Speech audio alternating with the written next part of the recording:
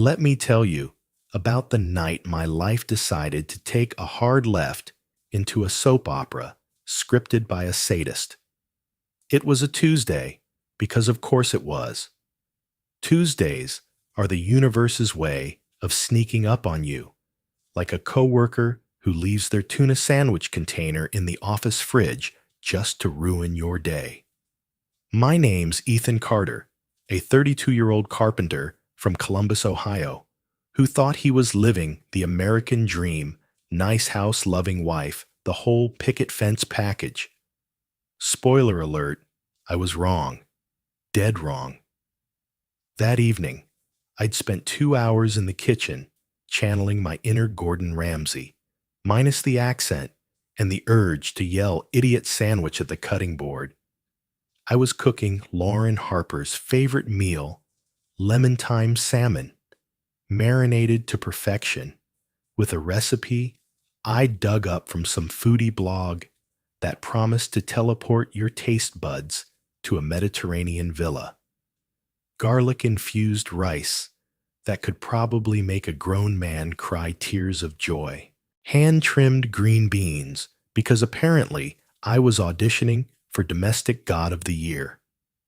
The kitchen smelled like a five-star restaurant, and I was feeling like the kind of husband who deserved a medal, or at least a thank you kiss. Lauren, my wife of 3 years, had texted me earlier, working late again. Don't wait up. Sorry, babe. A smarter guy might have taken that at face value, popped open a beer, and called it a night. But me, I had a full-blown case of romantic stupidity. I thought, why not surprise her at the office? She's been grinding so hard, probably hasn't eaten since that sad yogurt cup at lunch. So I packed the meal into those fancy glass containers we got as wedding gifts, the ones we never used, because we were too busy pretending to be adults. Salmon in the big one, rice in the medium beans, in the small, all tucked into a paper bag like I was running a gourmet Uber Eats. The drive across Columbus gave me time to rehearse my grand entrance. I'd stroll into her office bag in hand, and she'd look up from her laptop, those tired hazel eyes lighting up like Christmas morning. Maybe she'd cry a little, the good kind of tears, not the why are you like this ones I'd been seeing lately. We'd eat together at her desk, talk about her big project, and for once, we'd reconnect like we did back when we were dumb and in love. Yeah, that's not what happened. Her office was in one of those glass towers that screams, "We're richer than you," from every polished surface. I'd been there maybe 4 times in the 2 years she'd worked there, and every visit made me feel like I needed a VIP pass just to exist. The security guard, Tony, was a solid guy who always asked about my carpentry jobs, like he actually cared. "Evening, Mr. Carter," he said as I signed in.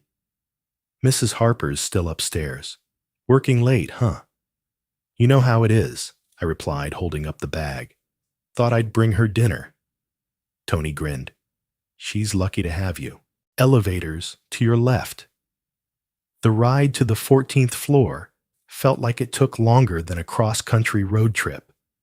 I was bouncing on my heels, adjusting the bag to keep the food warm, picturing Lauren's smile. The hallway was dark, save for the glow spilling from under a few office doors. Lauren's corner office was at the end, her name on a brass plate that probably cost more than my monthly grocery bill. I heard voices, hers and someone else's. Probably a conference call, I thought. She'd been having a lot of those lately. I didn't knock. Why would I? I was her husband bringing her favorite meal after a long day. I turned the handle, pushed the door open with my shoulder and froze. My world didn't just crack, it exploded into a million jagged pieces. There was Lauren, my wife, not sitting at her desk, but on its skirt, hiked up blouse, half unbuttoned legs, wrapped around Victor Langston, her slick-haired cologne ad model boss. His hands were on her hips, hers were in his hair, and they were kissing like they were auditioning for a rom-com with a very different rating than I'd signed up for. But that wasn't the worst part. Oh no. As I stood there, the bag slipping from my fingers, I caught their conversation mid-kiss. Once Ethan pays off the mortgage, Lauren murmured, "We're set. The Hope for Columbus Fund is already at 80 grand. Vanessa says we can clean it out by next quarter."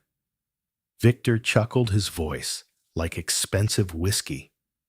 "Your sister's a genius.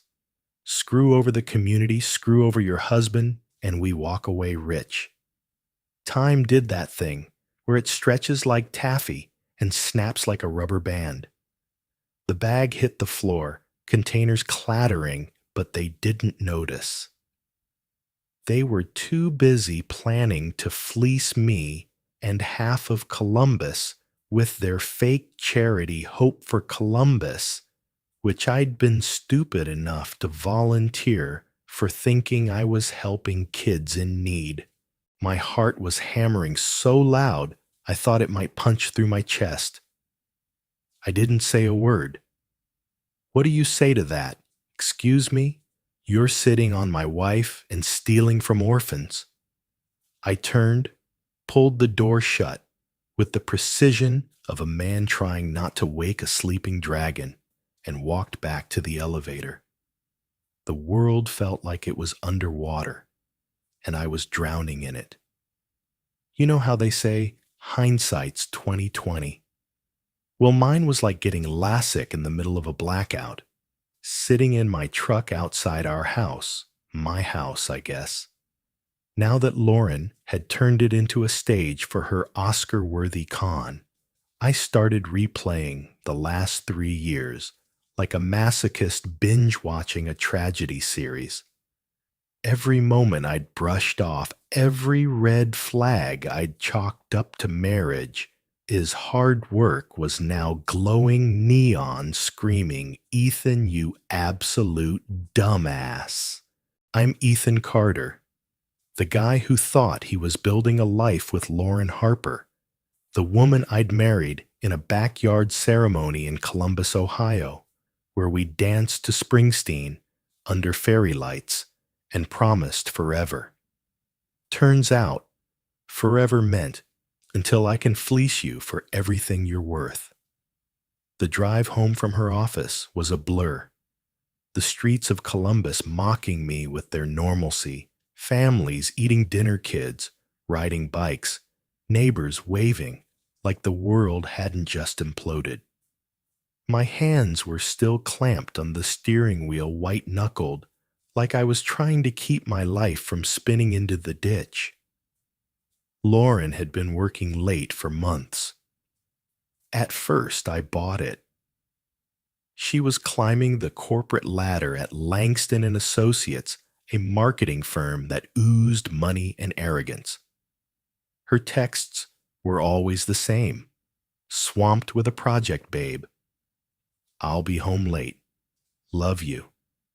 Red heart emoji like that made it all okay.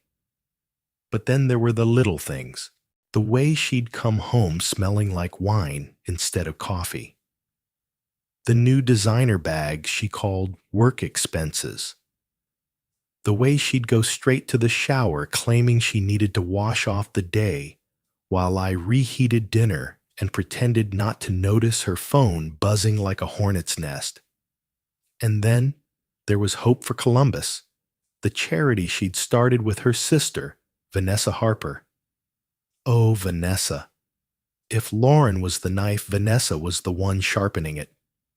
I'd met her a handful of times, sharp-tongued, always dressed like she was auditioning for a reality show about rich villains. She had this way of looking at you, like she was calculating how much your soul was worth on the black market. Lauren had pitched the charity as their passion project, raising money for underprivileged kids in Columbus, funding after-school programs, school supplies, the works. I'd believed in it.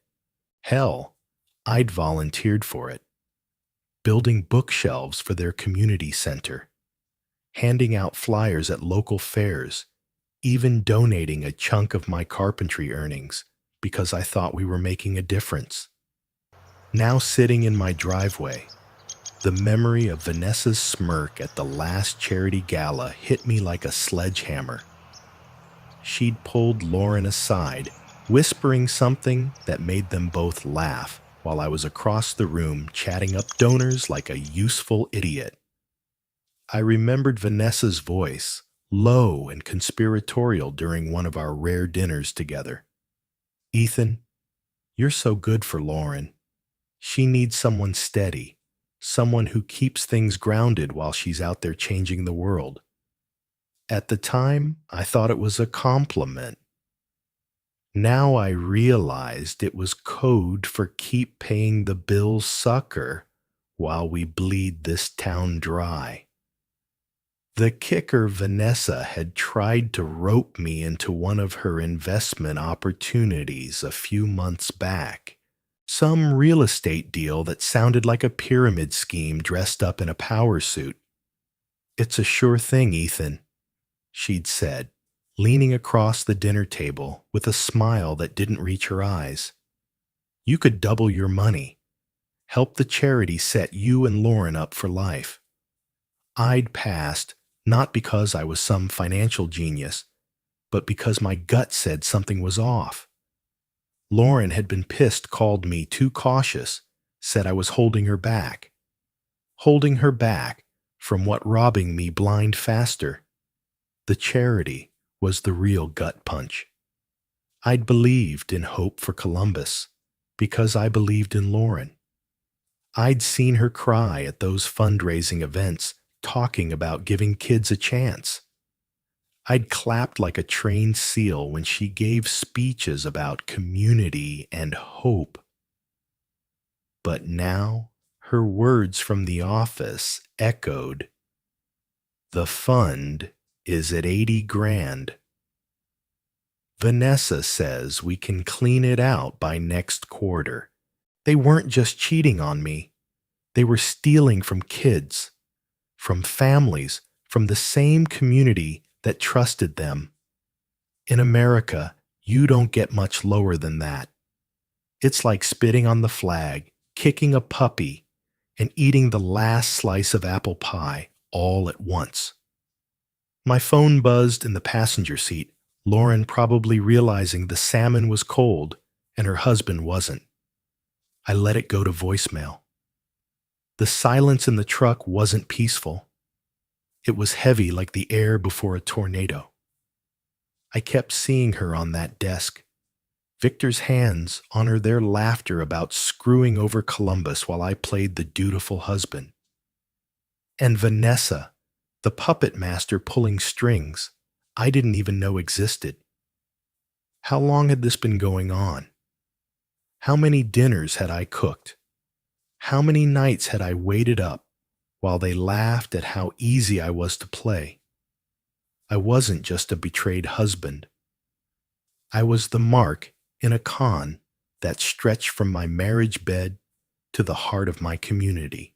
And that, folks, is when I stopped feeling sorry for myself and started getting even. You ever have one of those moments where your brain flips a switch from heartbroken chump to scorched earth tactician? That was me, Ethan Carter, sitting in my truck in our Columbus driveway, staring at a house that suddenly felt like a crime scene.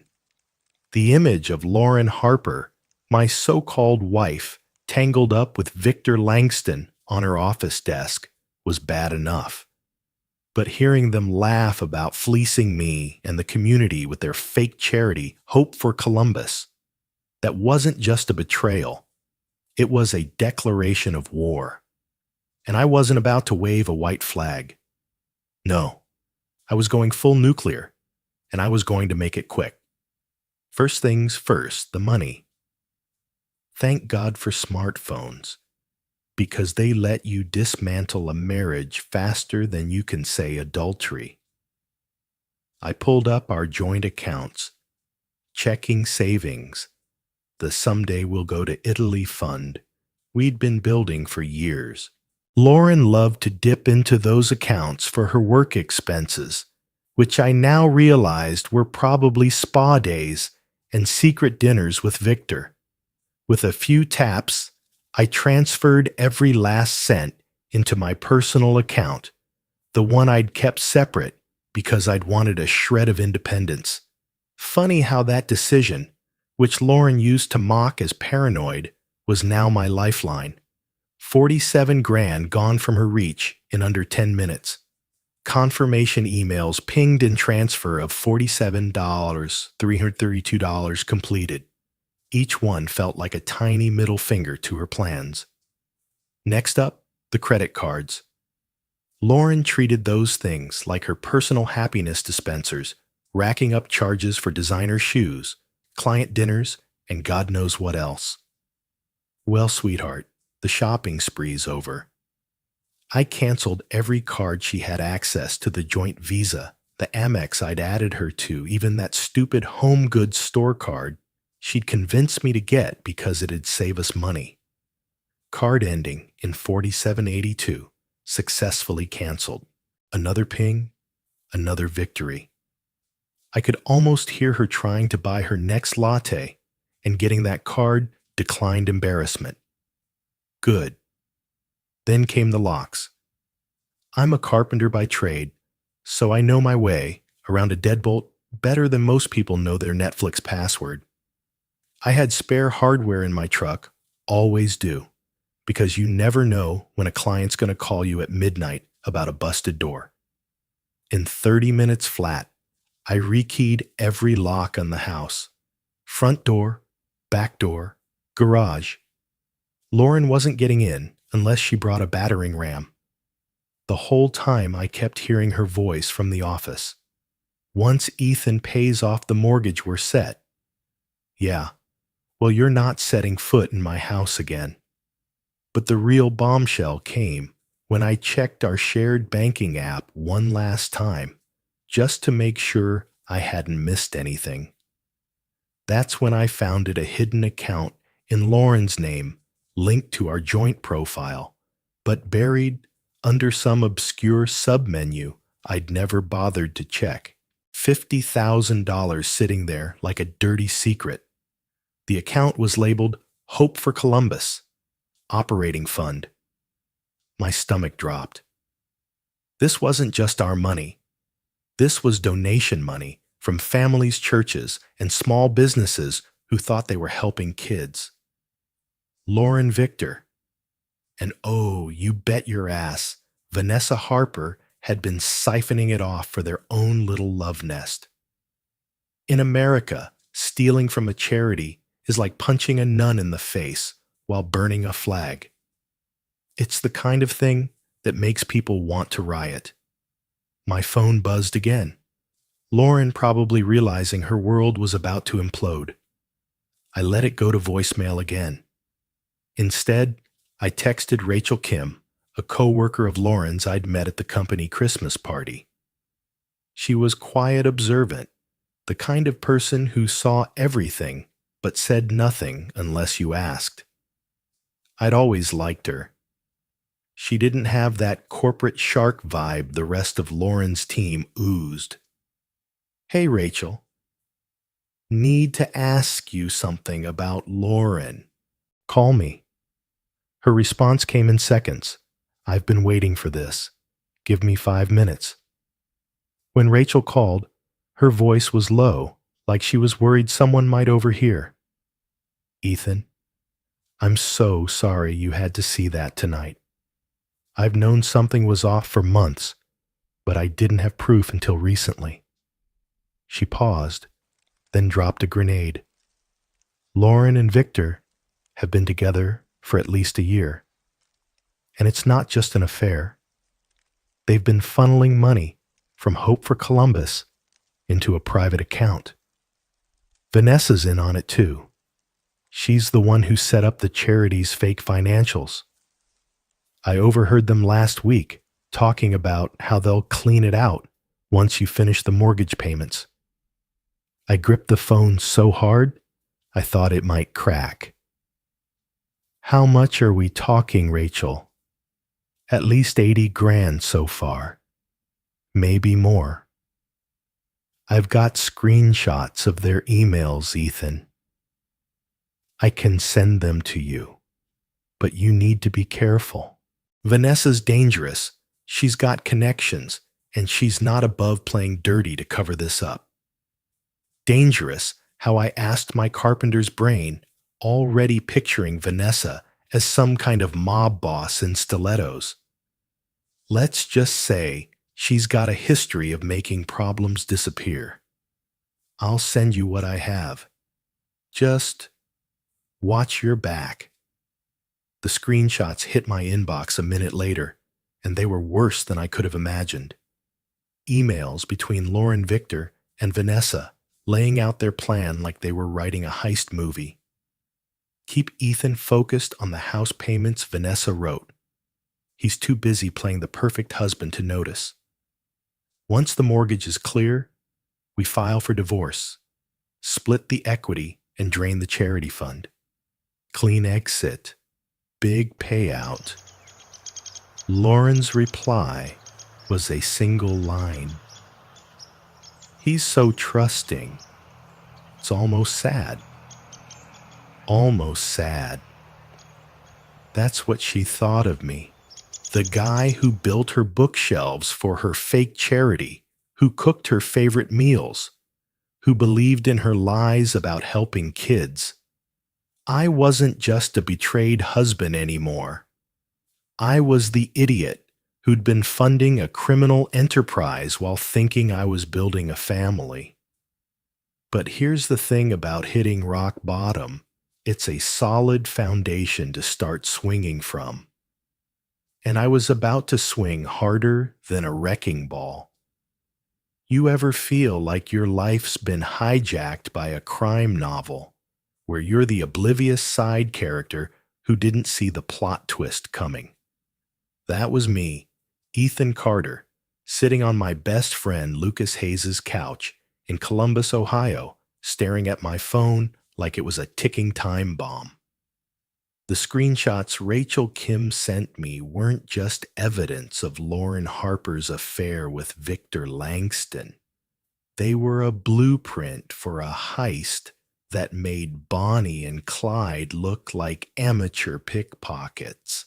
My wife, her sleazeball boss, and her sister, Vanessa Harper, weren't just cheating on me. They were running a full-on criminal enterprise, using a fake charity to rob our community blind, while I played the part of the world's most gullible husband. The emails Rachel sent were like reading a villain's diary. Lauren's words burned into my brain. He's so trusting, it's almost sad. Vanessa's were colder, clinical, like she was planning a corporate takeover instead of my financial ruin. Keep Ethan focused on the house payments. Once the mortgage is clear, we file for divorce, split the equity, and drain the Hope for Columbus fund. Clean exit, big payout. Victor chimed in with his own gem. The charity's at $80K now. Vanessa's projections say we can hit $150K by year end if we push the holiday fundraiser. These weren't love letters. They were a business plan to screw me over and fleece every good-hearted soul in Columbus who thought they were helping kids. But the real gut punch came from a second batch of messages Rachel forwarded, ones she'd hesitated to send until I pressed her.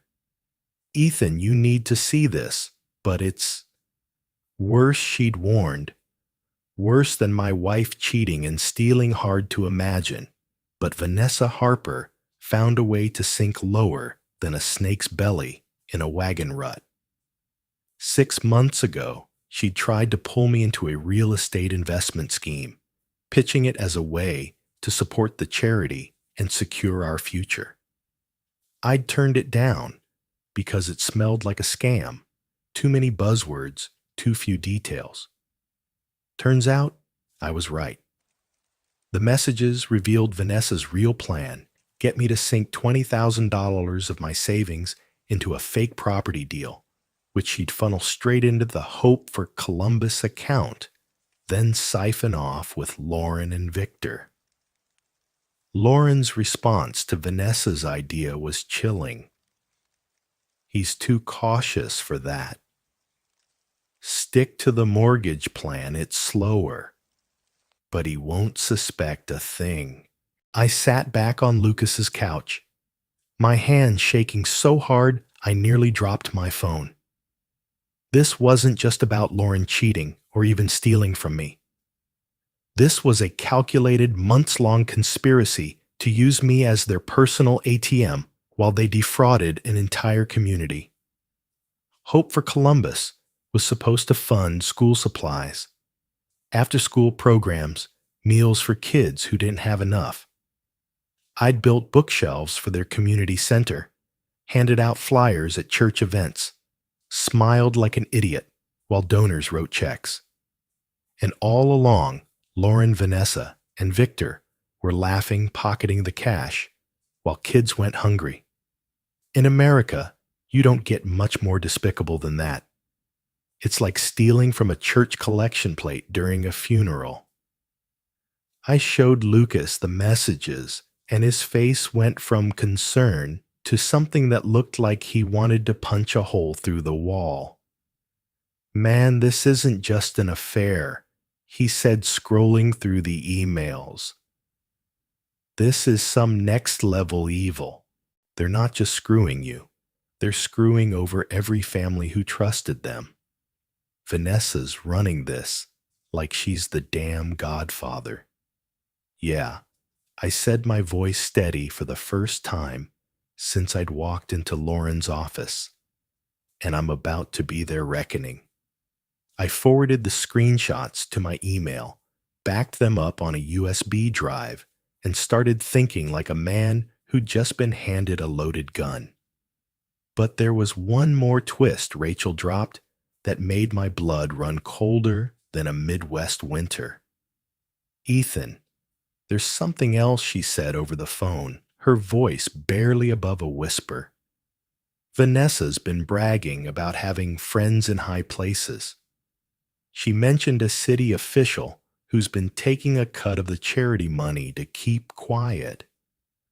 I don't have proof yet, but I'm digging. A city official." Now we were in full-blown crime drama territory. Lauren and Victor were bad enough, but Vanessa had turned Hope for Columbus into a corrupt machine, roping in local power players to cover their tracks. This wasn't just personal anymore.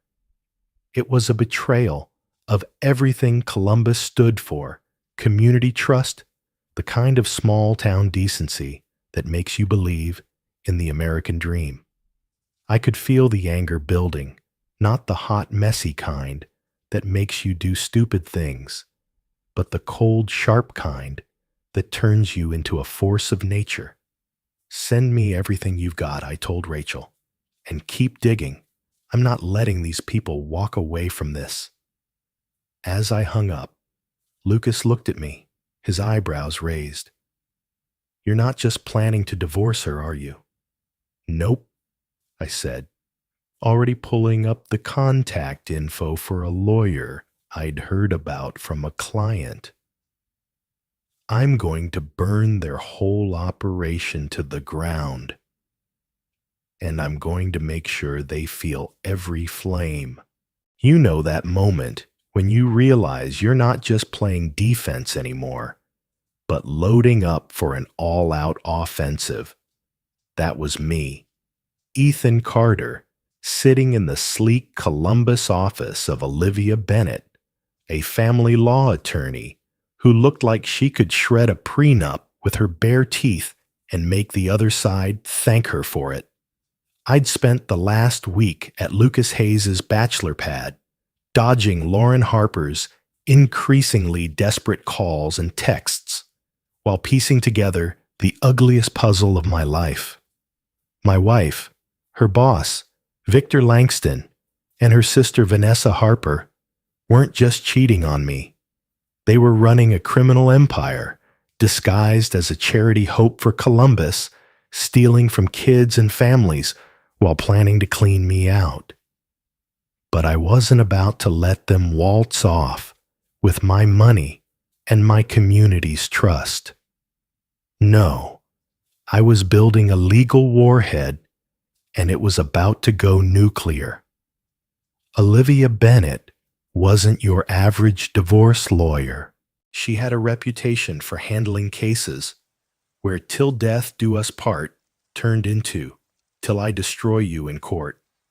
Her office was all mahogany and glass with a view of downtown Columbus that screamed, "I bill by the minute, and you're gonna love it."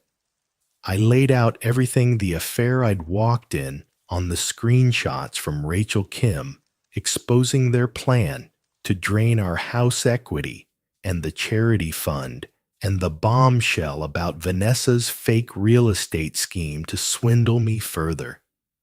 Olivia's eyes lit up like a kid on Christmas morning when I showed her the emails.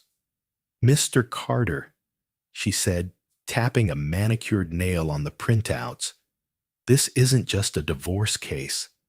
This is a fraud case with a side of conspiracy. And you've got enough evidence here to bury them." "Bury them," how I asked, leaning forward. My carpenter's hands were itching to build something specifically a cage for Lauren, Victor, and Vanessa. Olivia flipped open a laptop and started typing. "Hope for Columbus has been operating for 2 years. Correct. Based on these emails, they've siphoned off at least $80,000. But I did some digging after you called. Their public filings show they've raised over $200,000 in donations.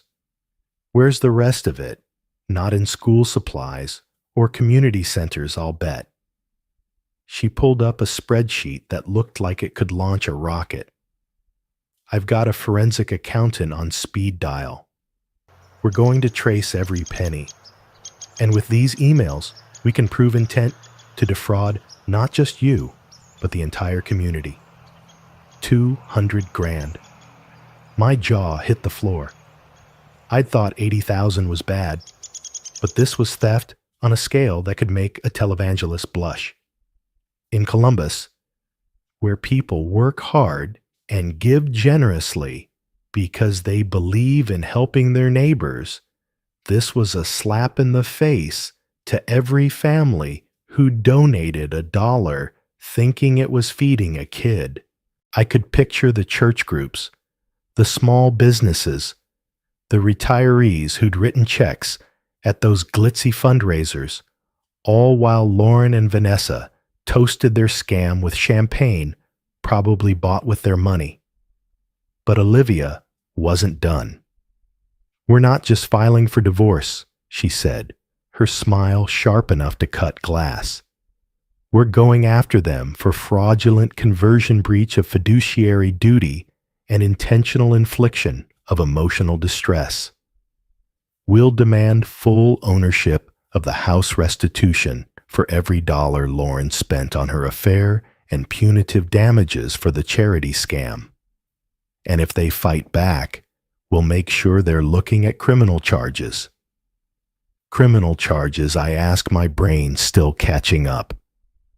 Stealing from a charity isn't just a civil issue, Mr. Carter. It's theft by deception, potentially wire fraud if they used electronic transfers. And Rachel's tip about a city official taking a cut, that's a whole other can of worms. Olivia leaned back, looking like a general planning D-Day. "We need to loop in law enforcement." That's when I made a call I never thought I'd make. Rachel had given me a contact, Detective Emily Walsh, an FBI agent who specialized in financial crimes. I'd expected to leave a voicemail and wait a week, but Emily picked up on the second ring, her voice crisp and no nonsense. "Mr. Carter, Rachel Kim, briefed me. Send me the evidence, and I'll take it from there. If what you're saying is true, we're looking at a major fraud case, possibly with public corruption ties." I emailed her the screenshots, bank records, and everything else I'd gathered. Emily's response came an hour later. "This is solid. I'm opening an investigation. Keep this quiet for now. We don't want them tipping off any accomplices." Accomplices. The word made my skin crawl. Lauren, Victor, Vanessa, and some crooked city official were playing a game of high-stakes poker with my life and Columbus's trust as the chips. But just when I thought I had the upper hand, my phone buzzed with a text from an unknown number. "Ethan, you're making a mistake. Drop this, or I'll make sure everyone in Columbus thinks you're the one behind the charity scam. You don't want to play with me." No signature, but I didn't need one. Vanessa Harper's venom dripped from every word. I could picture her typing it, her perfectly manicured nails, clicking her face twisted into that smug smirk she wore like a second skin. This wasn't just a threat. It was a declaration that she thought she could still control me. Big mistake. I showed the text to Olivia, who raised an eyebrow. "Oh, she's bold. This is going straight to Detective Walsh, threatening a witness. That's another nail in their coffin." Lucas, who'd been quietly sipping a beer while I laid out my battle plan, shook his head. "Man, Vanessa's not just a snake, she's a whole viper pit. You sure you're ready to take her on?" I looked at the text again, then at the stack of evidence on Olivia's desk. "Ready? I'm not just taking her on. I'm taking them all down." For the first time since I'd walked into Lauren's office, I felt something other than pain or anger. I felt dangerous. And let me tell you, when a carpenter decides to swing a hammer, you'd better hope you're not the nail. There's a certain kind of poetry in watching someone's house of cards collapse, especially when they've spent years stacking it with lies, stolen money, and the trust of an entire community. That's what I, Ethan Carter, was about to witness in downtown Columbus, Ohio, where the glass tower of Langston and Associates was about to become ground zero for the most satisfying implosion of my life. Lauren Harper, Victor Langston, and Vanessa Harper thought they were playing chess while I was stuck at checkers. Turns out, I wasn't even on their board. I was playing a whole different game, and I had the FBI as my backup. Olivia Bennett, my shark-in-a-suit lawyer, had orchestrated this moment like a maestro conducting a symphony of justice. "We're serving the papers at 2 p.m. Friday peak office hours," she'd told me, her eyes glinting with the kind of glee you only get when you know you're about to ruin someone's day.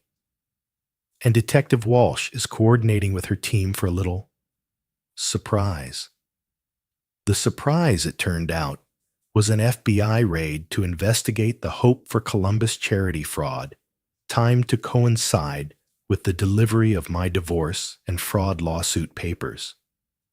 I'd asked for the service to happen at Lauren's office in front of her co-workers, because if she was going to betray me on her desk, she could damn well face the consequences there too.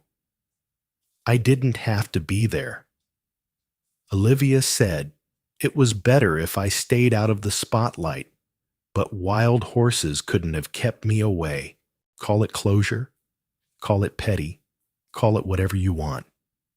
I called it watching karma show up, to work in a bulletproof vest. I parked my truck across the street from the glass tower at 1:45 p.m., sipping a gas station coffee that tasted like regret but kept me wired.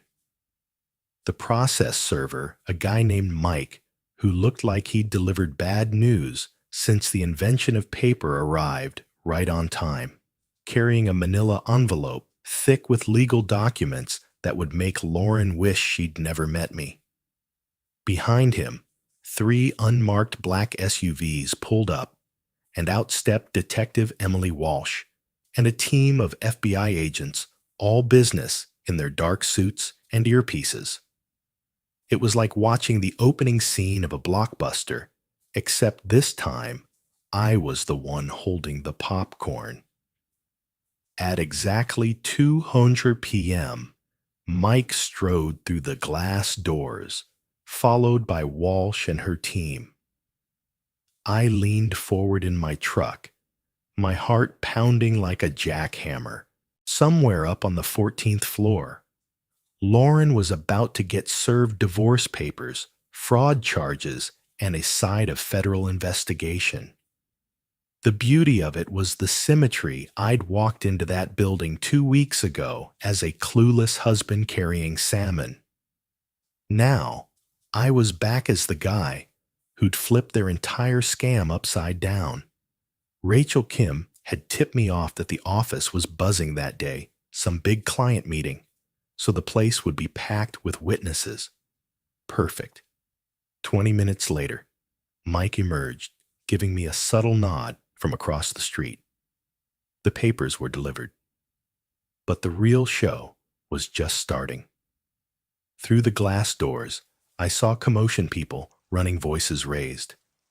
Then, like something out of a crime drama, FBI agents escorted Victor Langston out in handcuffs, his perfectly styled hair looking like it had lost a fight with a windstorm.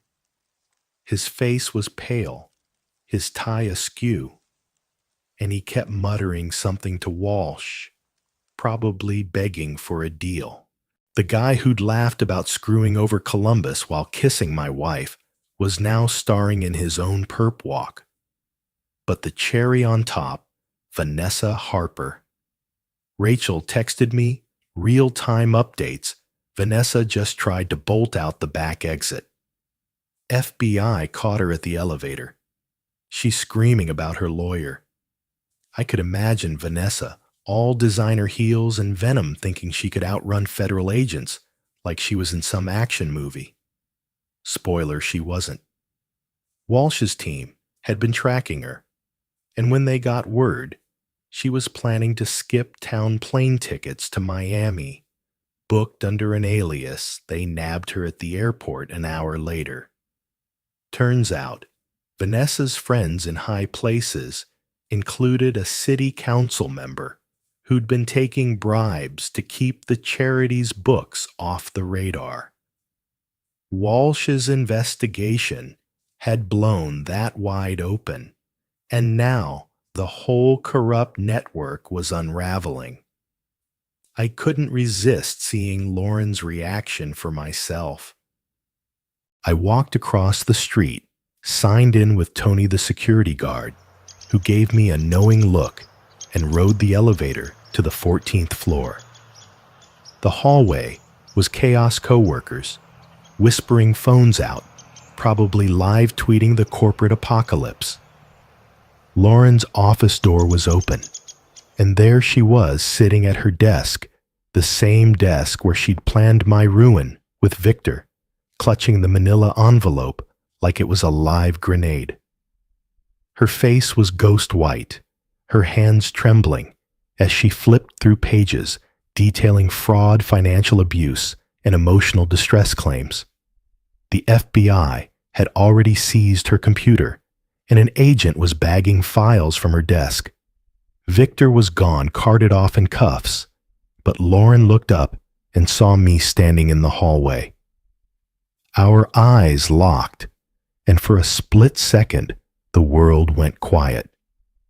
She didn't look like the confident, calculating woman who'd called me too trusting.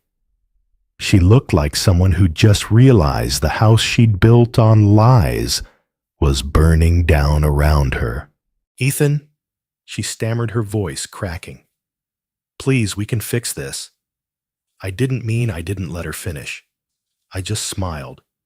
Not a cruel smile, not an angry one. Just the calm, satisfied smile of a man who'd watched his enemies trip over their own arrogance. You meant every word, Lauren, I said, but you picked the wrong guy to scam. I turned and walked away, her voice trailing after me, begging, pleading, promising things that didn't matter anymore.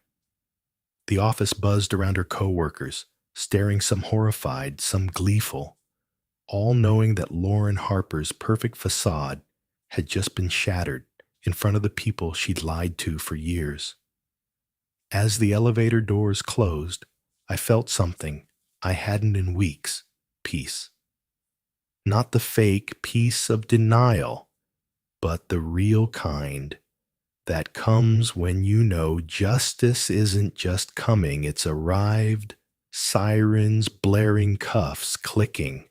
Lauren Victor and Vanessa weren't just facing a divorce or a lawsuit. They were staring down a federal investigation that could land them in prison.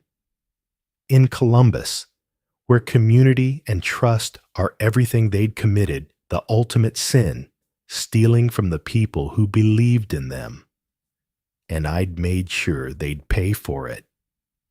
You ever notice how life has a way of handing you a sledgehammer, smashing everything you thought you knew, and then when you're knee-deep in the rubble, offering you a chance to build something better? That's where I found myself. Ethan Carter standing in the ashes of a marriage that turned out to be a con, and a community trust that got trampled by the people I thought I knew. Lauren Harper, Victor Langston, and Vanessa Harper had played me for a fool. But 2 weeks after their spectacular public takedown in that Columbus glass tower, I wasn't just picking up the pieces, I was building a whole new foundation, one that didn't have their names on it. The first thing I did was sell the house. That craftsman-style dream home with its wraparound porch and the dining room where I'd cooked Lauren's favorite lemon thyme salmon wasn't a home anymore. It was a museum of betrayal. I didn't need reminders of her perfume lingering in the hallways, or the mortgage I'd been slaving to pay off while she plotted to rob me blind. The sale closed in record time. Columbus real estate was hot, and my carpentry skills had kept the place in pristine shape. The check cleared for a tidy sum enough to wipe out the remaining mortgage and leave me with a nest egg. Lauren got nothing. Olivia Bennett, my legal ninja, made sure of that, arguing that her fraud and financial abuse disqualified her from any claim.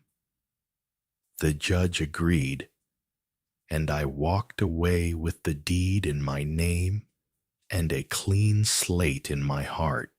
I moved into a loft apartment downtown, a corner unit with exposed brick and big windows that let in the kind of light that makes you feel like you're starting over.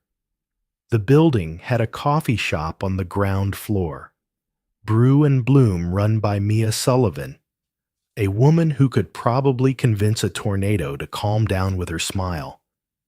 I'd met her a few days after moving in, when I stumbled downstairs, bleary-eyed and craving caffeine that didn't taste like gas station regret.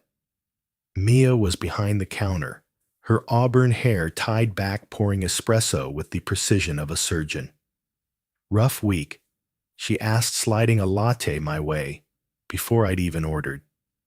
You could say that, I replied, managing a half smile. My wife turned out to be a criminal mastermind, so I'm kind of redefining my life. She didn't flinch. Sounds like you need this latte more than I thought. On the house. That was the start of it. Small conversations over coffee, then longer ones about life music and the way Columbus felt like a city that could break your heart and mend it in the same breath. Mia wasn't just kind, she was real, the kind of person who'd leave a tray of muffins for the homeless guy who slept by the park. She didn't know the old Ethan, the one who'd been Lauren's mark. She saw the guy I was becoming, and that was enough. But the real twist, the one that made this story more than just a revenge tale, came when I got the call from Detective Emily Walsh. The FBI's investigation into Hope for Columbus had uncovered over $250,000 in misappropriated funds funneled into offshore accounts by Lauren Victor and Vanessa. Victor was facing wire fraud charges. Vanessa was looking at conspiracy and witness intimidation, and Lauren, she was cooperating with prosecutors, spilling every detail to avoid a harsher sentence. The city official Rachel Kim had mentioned turned out to be a council member who'd taken $10,000 in bribes to keep the charity's books off the radar. He was indicted too. Columbus was reeling, the kind of betrayal that stings deep in a community built on trust. I could have walked away, pocketed my house money, and called it a day. But that's not who I am. I'm a carpenter. I build things, fix things, make things right. So I took a chunk of the settlement money from the lawsuit Olivia filed and did something Lauren and Vanessa never would have dreamed of. I started a real charity. Rise Up Columbus.